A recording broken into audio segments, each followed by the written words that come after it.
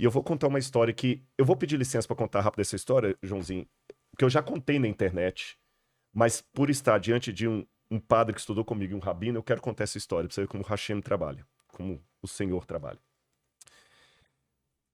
Eu cuido de um museu de arqueologia no interior de São Paulo. Arqueologia bíblica. Me convide um dia. Por favor, não, já vamos trocar. Você vai lá conhecer o NASP ainda, Engenheiro Coelho. Você cuida do museu? Cuido do museu. Um beijo para os meus alunos lá. E nós temos mais de 2.000 peças. E o Departamento de Antiguidades de Israel sabe do nosso museu. Eu já fiz conferência arqueológica lá que o cônsul de Israel foi. E o Alon? Não, o Alon. O Alon veio no programa. Exatamente. Ele esteve lá e tudo. Vários arqueólogos. Tem o suporte. Eu ainda vou cantar também. Os dois cantaram. Eu tenho que dar minha palhinha também. Você viu que eu toquei pro Vi, eu percebi, ó. Olha isso. Eu que fiz, eu que pintei. É um artista. É um artista. Mas aí, nesse museu lá, nós temos muitas peças que o Departamento de Antiguidades de Israel permite ter no Brasil. Tem mais de 2.000 peças originais.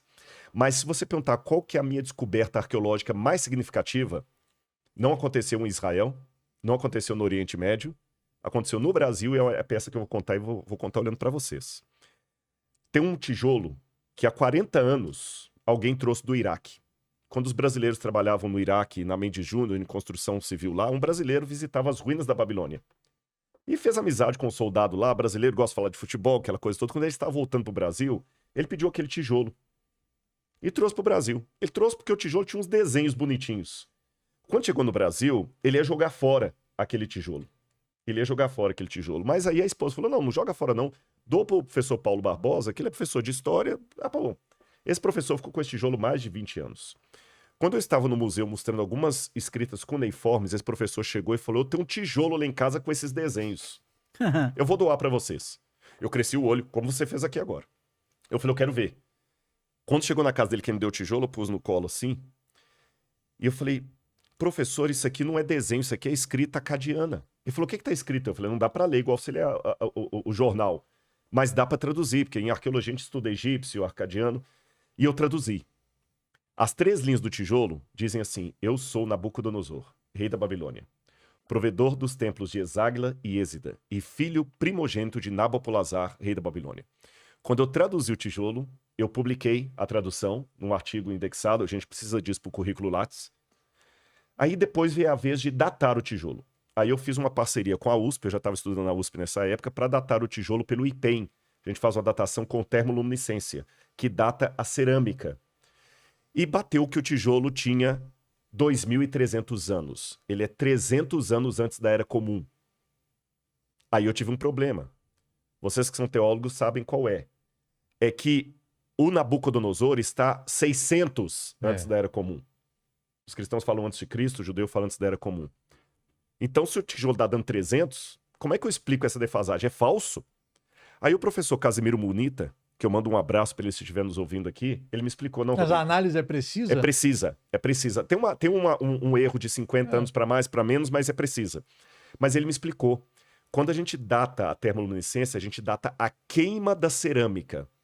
Então, por exemplo, aquele incêndio que teve no Rio de Janeiro, as peças egípcias lá, que são da 18ª dinastia, vão datar agora como sendo da época da queima. Porque a queima que dá a data, vocês entenderam? Entendi. Então ele falou, deve ter tido algum incêndio na Babilônia e esse tijolo estava no incêndio.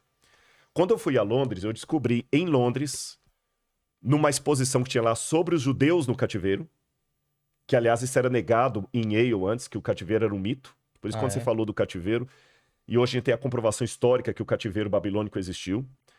Aí eu descobri esse tablete que Alexandre o Grande, ou um dos generais dele, mandou reconstruir o templo de Eságila. Por quê? Porque o templo de Eságila foi o único edifício queimado pelos soldados de Alexandre o Grande. Isso refinou a minha pesquisa, porque agora eu sei dizer para você de qual prédio que é aquele tijolo. E eu tenho a data do incêndio provocado na época de Alexandre o Grande. Você foi atrás. Eu fui atrás. Então eu posso dizer que o tijolo é original e eu tenho a data da queima. Está lá no nosso... E quando vocês forem lá, vocês vão conhecer pessoalmente. Agora eu quero dizer uma coisa que me emociona. Aquele tijolo, Rabino, ele era uma inscrição externa do templo de Eságila. Ele era uma inscrição externa. E essa inscrição externa, vou pedir licença, vou ler para vocês aqui até meio emocionado. Ela foi lida pessoalmente por alguém do seu povo. Navi, Daniel, embora eu sei que tem uma discussão judaica se Daniel era profeta ou não, porque ele profetizou fora de Israel, não vou entrar no mérito aqui, mas mesmo que não seja colocado como Navi, profeta, ele era um escritor que está no... faz parte das Escrituras. Faz parte das Escrituras. E Daniel começa o livro dele assim. No 3º ano do reinado de Jeoaquim, rei de Judá, Nabucodonosor, rei da Babilônia, veio a Jerusalém e a sitiou. O Senhor entregou nas mãos dele a Jeoaquim, rei de Judá, e alguns dos utensílios da casa de Deus. Nabucodonosor levou esses utensílios para a terra de Sinar, para o templo do seu Deus, e os pôs na casa do tesouro do seu Deus. Caramba. Com exceção da Arca da Aliança, as outras peças do Templo de Salomão, quando foi destruído em 587 ou 586, dependendo da cronologia, foram levados para a Babilônia. E Nabucodonosor fez no Templo de Eságila um museu para dessacralizar o judaísmo. E um judeu chamado Daniel passava na porta daquele museu e lia aquela inscrição com os olhos dele. E lia num espírito de humilhação do povo da aliança. Porque ele via os utensílios sagrados da casa de Deus, e você sabe, como padre, como se alguém pegasse o sacrário agora e fizesse qualquer coisa, o templo, né? Né? Sim, aquelas coisas sagradas colocadas de qualquer maneira, junto com ídolos ali. E Daniel lia essa inscrição na porta de triunfo: eu sou Nabucodonosor, cadê o Deus de Israel? Mas aí, Gabriel veio até Daniel, mandado por Hashem, e falou: calma, Daniel. A profecia que você está falando é para dias ainda muito futuros. Essa visão ainda é dias muito futuros. O saber sobre o seu livro vai se multiplicar. E os sábios entenderão.